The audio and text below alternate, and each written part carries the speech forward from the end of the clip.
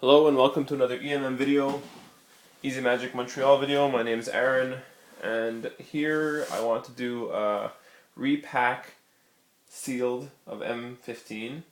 I won some packs. I also bought a bunch of packs while doing the pre-release. So I had a bunch of cards and I decided to do repacks. They are 10 commons, 3 uncommons, and 1 rare. The rares aren't particularly powerful per se, because all the money cards I took out and I put them in my binder. So these aren't going to be like crazy, insane mythic bombs. But I think it's a good exercise to practice with. So let's get to it. I actually already had a problem with this video. I recorded a video and it stopped halfway. So I already know what most of these cards are. But I'm going to go through them anyways quickly. I'm going to go and place them in Uborg.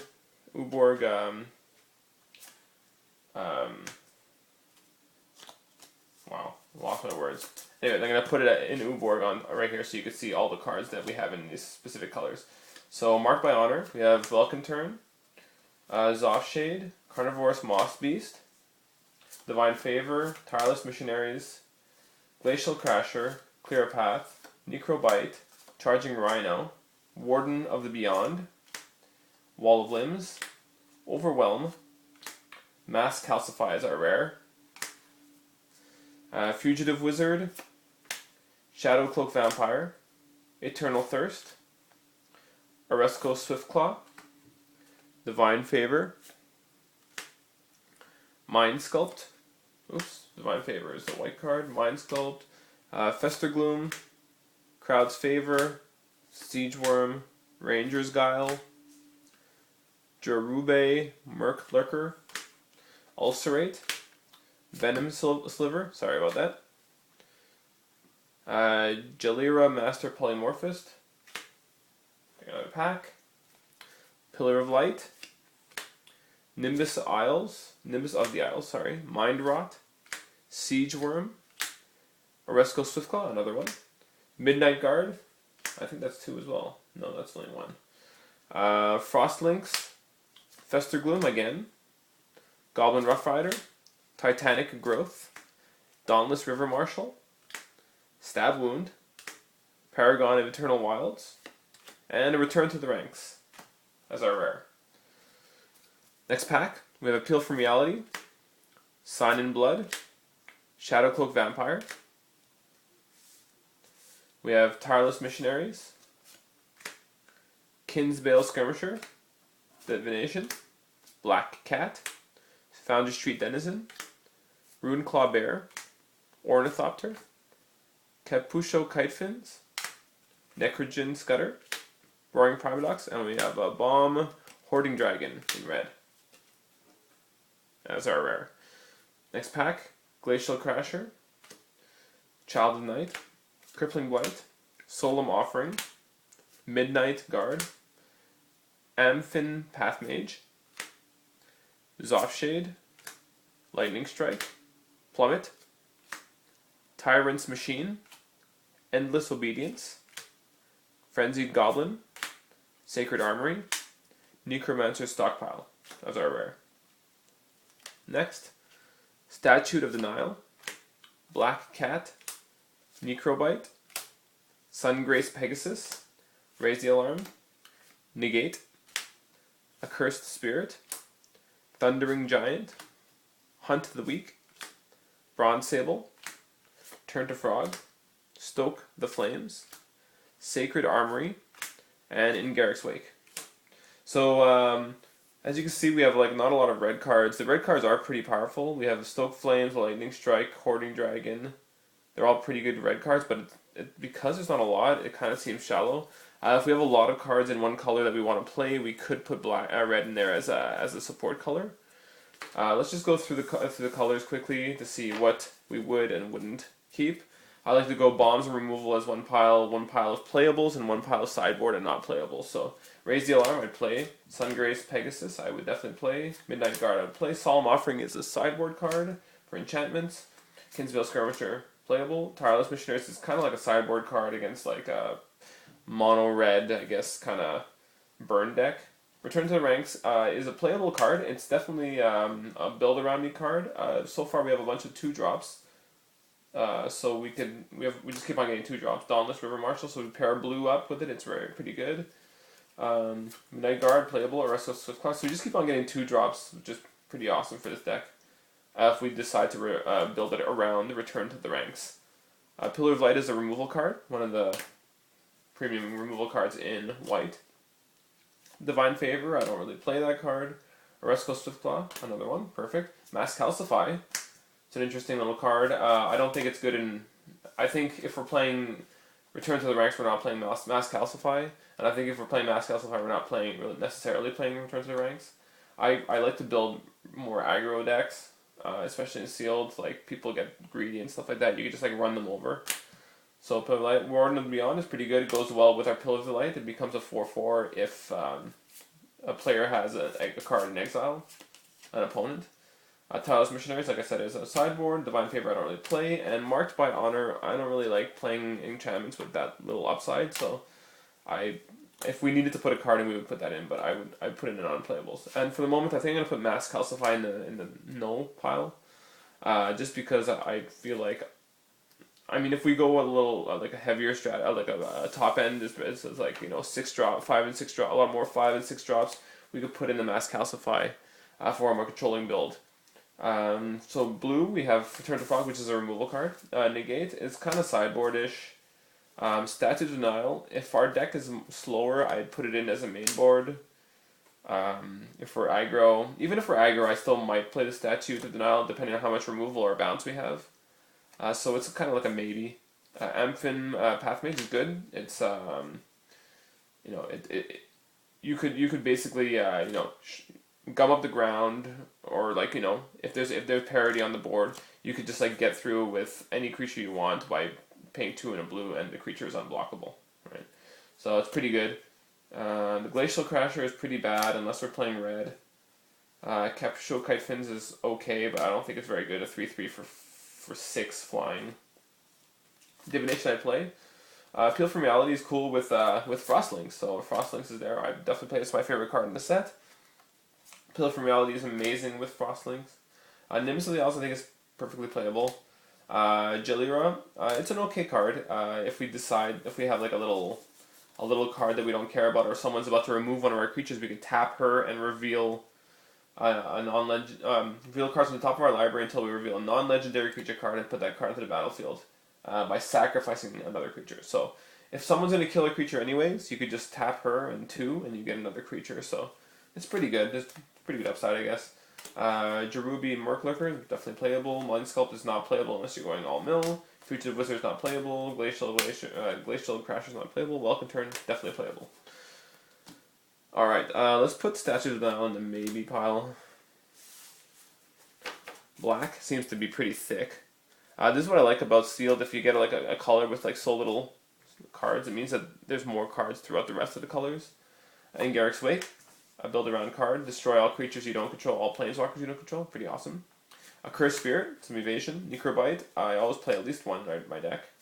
Black Cat, pretty okay. Necromancer's Stockpile, I think we don't have... It's discard a creature card, draw a card. If the discarded card was a zombie card, put a 2/2 black creature into the battlefield tap. See, so you could actually get away with like really doing some crazy stuff if you have a bunch of zombies in your hand, especially like black cats, because you could just like discard the black cat, get a 2/2 zombie, and then all of a sudden you can start attacking with it and you draw a card as well. So you're like this is pretty good card advantage if you have a bunch of zombies in your deck.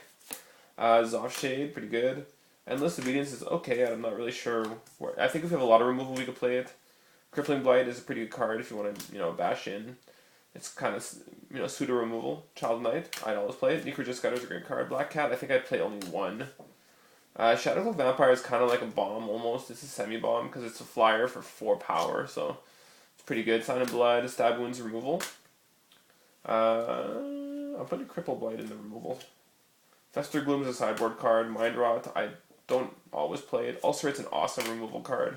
Fester Gloom sideboard. Eternal Thirst, I'd never play it. Though it's okay on evasive creatures, I guess. I guess it's good on a Shadowclaw Vampire. You make it flying and you gain life, but they get 2 for 1 use, so I never play them. Wall of Limbs I don't really like because it's 3 to cast 0/3. Necrobite, I would only play one, I think. Zod Shade, I think I'd only play one. I mean, if I needed to, I'd play two, so. Yeah. So black is pretty deep. We have our Pseudo Bombs, which is the Shadow Cloak Vampires, and we have Garrick's Wake, which is 9 to cast. I don't know if it's a little bit too much. I probably wouldn't play it. I'll put it in the board right now. Endless Obedience, we have a couple of removable cards, but they're not like, they don't remove big creatures. So I could see us putting this in if we play like white to remove big creatures with the Pillar of Light, or red if with some removals we have here, but I think like it's going to go in the sideboard for now. Let's go to red. Red, unfortunately, doesn't have a lot of things going on. It has some removal cards. It has Stoke the Flames and Lightning Strike for removal. It has a Bomb Hoarding Dragon, which I love. But they're all pretty mana intensive except for Lightning Strike. Thundering Giant's mana intensive, and the rest of the cards are pretty crummy cards. Like Goblin Rough Rider is a fine card, but I mean I'm not playing red for that. So if I have like I said, if I had a lot of cards, like let's say I had like I don't know 15 playables, I could play with red.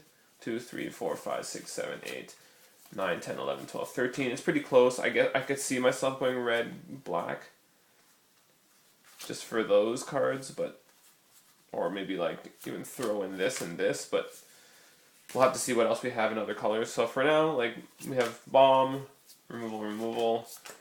I'd play it if I had to. I'd play it if I had to. I'd play it for sure. Crowd's Favor is okay. Clear the Path is not playable. Founders of Denison is not good, especially since we have no real red creatures. So we have 7 red cards. So that means we'd have to, in a 17, how many cards do we have? Like 23 cards usually in a sealed and limited deck. 23 non-land cards. That means that we'd have to have 16 of the other color. And that doesn't seem like it's going to be happening because black is our deepest color and we only have 13. So I think we could safely put red on the side.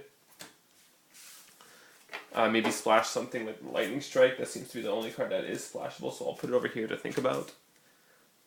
Let's just see if this thing is still recording. Yes, it is. And I'll just focus a little bit on this side. Sorry about that. Okay, so for green we have Hunt the Weak, a removal card. Plummet is a sideboard removal. Roaring Promenax is a fine card if we have some shenanigans to bring cards back to our hand. If not, then he's okay. He's still a 4/4 for 4. That requires you to pay 2 mana each turn if you're lucky, because you'll have a 2/2 you bounce and you put back down. Runeclaw Bear is playable. Paragon's playable, definitely. Titanic Growth is playable. Siege Worm is kind of like a bomb. Venom Sliver can work as just a regular creature or a removal. Ranger's Guile is a good little trick. Siege Worm is great. Overwhelm is not too great because it's late game. It's fine, but it's not great. Charging Rhino is good. Carnivorous Moss Beast, I wouldn't put that in just because I already have 2 Siege Worms. If I'm going to be playing green, I'm going to be playing those, and I wouldn't want another 4 or 5 beater. Like, he's just a waste of mana, I think. And for my artifacts, I think there's Sacred Armory, which could go in like a Swarm kind of deck, I guess. Actually, I don't think it goes in a Swarm deck. It goes in a deck where you have 1 invasive creature. So maybe if I was playing black with the Accursed Spirit and a Sacred Armory goes pretty well together. I would only play 1 Sacred Army, not 2. Bronze Sable is a serviceable card. Ornithopter I never play. I don't think it's very good. And Tyrant's Machine is super slow, so I don't think I'd play it. So we have 4 colors that are pretty strong. I tend to think that black is our strongest color because we have 3 pretty strong removal cards. Well, we have 2 strong removal cards and a support removal card. We have 2 flyers that really beat face. We have an evasive creature, a guy that pumps. We have card draw. We have evasion, life gain, and we have like Necrobite, which is pseudo removal. So we have a deep pool in black. Yeah, we'll put Lightning Strike on the side because we don't necessarily need it.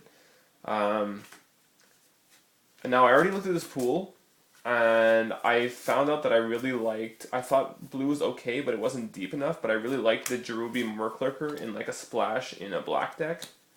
So like what I found was that I didn't think there was enough support in green because the Promenax doesn't really, work well with any of our creatures except for the Lynx, which I don't think we should play. I don't think we should play blue. So I think it's kind of a wasted card.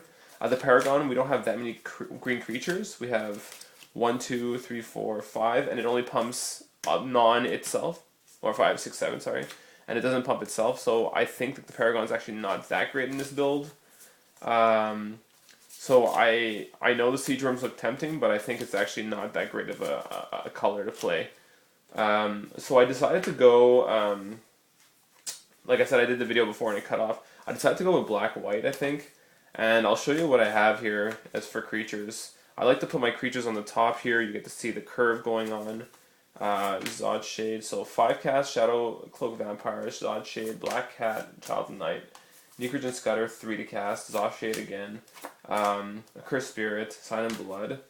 The good thing about this build, the reason why I really went for it, was because I have a ton of 2-drops and I can really abuse Return to the Ranks. Resco Swiftglaw, Dauntless, River Marshal. Also, the splash for blue with the Cherubi Murklurker really opened up the Dauntless River Marshal, so I could actually use the 2 guys, the two cycle of like +1/+1 guys. So I think I'm gonna use that. 2 Midnight Guards, Sungrace, Pegasus, and Raise the Alarm. Pillar of Light is one of our removal cards. We have a pretty good removal package here. We have Pillar of Light, we have Crippling Blight, we have Ulcerate, and we have Stab Wound. I think 1 Zoff Shade's enough, because we have other ways to mana sink ourselves with the Drew by Murklurker and the what is he, Dauntless River Marshal to tap down creatures. So I think one of these is fine. Our curve is pretty low. I think I would see ourselves putting even a Bronze Sable here. I wouldn't mind. But without those, we have 1, 2, 3, 4, 5, 6, 7, 8, 9, 10, 11, 12, 13, 14, 15, 16, 17, 18, 19, 20, 21. So we have 2 more slots. We want to use the Return to Ranks. So obviously the deck is being built around it. And it's between Necrobite, Bronze Sable, Sacred Army, and Sign in Blood. 1, 2, 3, 4, 5, 6, 7, 8, 9, 10, 11, 12, 13, 14, 15, 16, 17 creatures. 17 creatures is pretty high, so I don't think we need the Bronze Sable. We don't have a Necrobite, but I think we could go in Sign in Blood or a Necrobite. I think even if we want to, pardon me, I think we could even get away with playing 16 lands. It's a little bit greedy and probably not great for a splash. So yeah, now that I think about it, maybe that's not the best thing. I see myself taking out a Black Cat because we're pretty aggro and Black Cat's not good on the aggro plan. Necrobite to allow us to get some regeneration on our Shadow Cloak Vampire if we need to, or a Cursed Spirit. Sign of Blood to draw us into some more cards. We have a nice removal package here with Necrobite backing it up. So we have 5 removal cards. Our build around rare, we have 2 pseudo bombs with flyers, and we could just get in. We have inevitability because we can use the Murklurker to gain life. We have the Necrogen Scudder for evasion. We have the Cursed Spirit for evasion. So we have all our bases covered. We have early game. We have late game. We have removal. We have inevitability in bringing back our creatures. Inevitability in lifelink, and the River Marshal taps down creatures. So we have a good little synergy going on here, and I think this is what I would go with. There's more white than black cards. I do like to splash 3. I would like to splash 3 islands. So usually we go 17 lands, 3 islands, so there's 14 cards left. I'd probably go 7/7, even though white needs to have a little bit more. I don't think we could cut many more swamps. The only thing I see us doing is cutting the blue splash, but I think there's enough upside with the islands to do these 2. Maybe I'd go down to 2 islands and be super greedy, and then in that case I have 15 other lands. I would go with 8 plains and 7 swamps.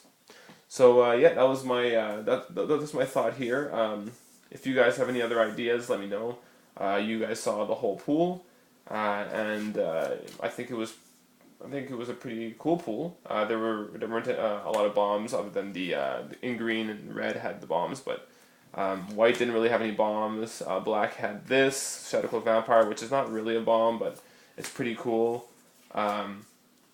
But we just had to go black because of the removal package, and white we just had the amount of creatures we needed. So I think that's pretty cool. Let me know what you think. If I'm totally off, I'd love constructive criticism. And yeah, I'll see you guys next time.